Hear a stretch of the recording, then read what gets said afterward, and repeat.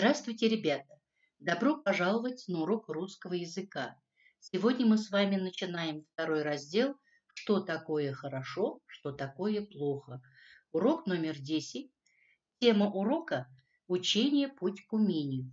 Сегодня на уроке вы научитесь понимать ключевые моменты в коротком тексте и использовать в речи местоимения.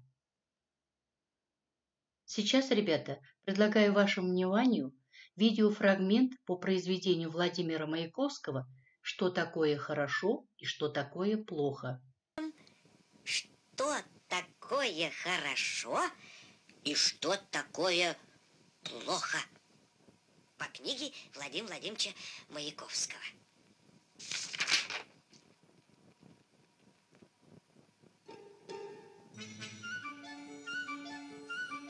Крошка сын к отцу пришел и спросила кроха: что такое хорошо и что такое плохо?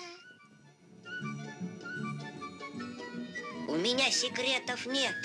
Слушайте, детишки, папы этого ответ помещаю в книжки.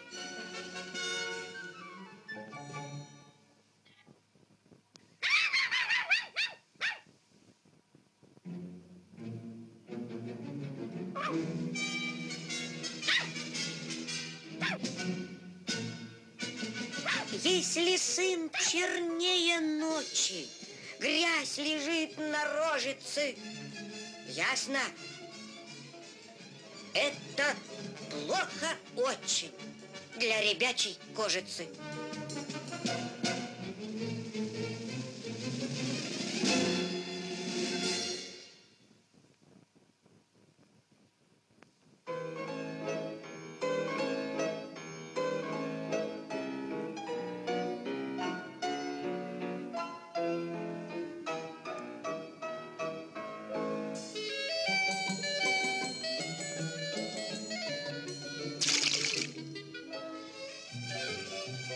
Если мальчик любит мыло и зубной порошок, этот мальчик очень милый, поступает хорошо.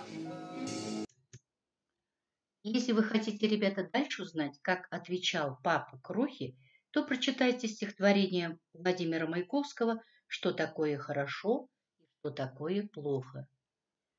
Сейчас мы с вами прочитаем небольшой рассказ. Малыш-коротыш по имени Знайка. В одном домике сказочного города на широкой улице Колокольчиков жили 16 малышей-коротышей. Самым главным из них был малыш-коротыш по имени Знайка. Его прозвали Знайкой за то, что он знал очень много. А знал он много, потому что читал разные книги. От чтения книг Знайка сделался очень умным, поэтому все его слушались и очень любили. Ребята, скажите, пожалуйста, о чем этот текст? В этом тексте говорится о том, что малыш по имени Знайка был очень умным, потому что прочитал разные книги. А почему Знайка в тексте пишется с большой буквы? Потому что слово «знайка» означает имя малыша. Сейчас мы с вами прочитаем выразительное стихотворение. А вы знаете, что «у», а вы знаете, что «чи», а вы знаете, что «тель», что учитель Марк Мироныч нас сегодня похвалил. Сейчас, ребята, мы с вами вспомним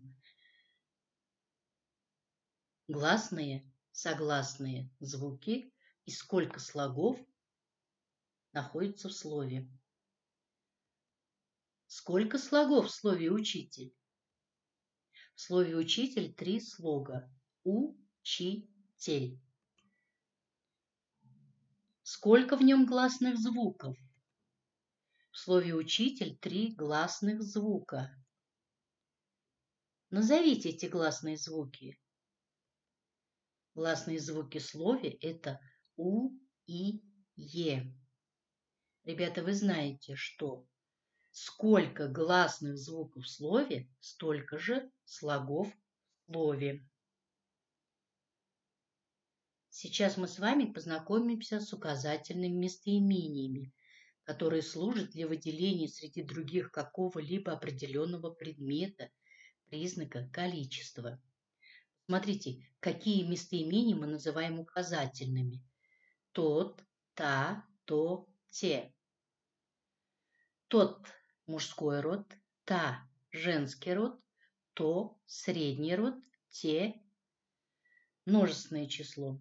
Этот – мужской род, это – женский род, это – средний род, эти – множественное число. Такой, такая, такое, такие. Таков, такова, таково, таковы. Сейчас мы с вами выполним небольшое задание. Подумайте и помогите вставить указательные местоимения. Этот, тот, такой, эти, этой. Я покупаю не этот костюм, а тот. Почему мы выбрали эти местоимения? Этот, тот. Потому что у нас слово «костюм» мужского рода. Костюм чей? Он мой. Поэтому здесь местоимение мы выбрали мужского рода. Он красивый. Какой? Он такой красивый. Он – это местоимение мужского рода.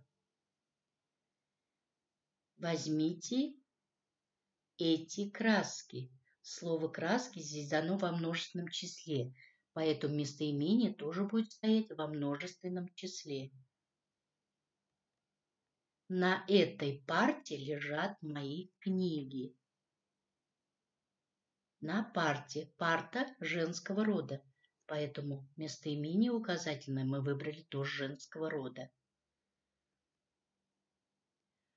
А следующее задание, ребята, вы должны будете дополнить предложение.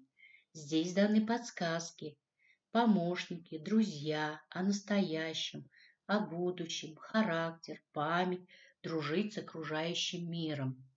Ребята, это ваша самостоятельная работа. Запишите, пожалуйста.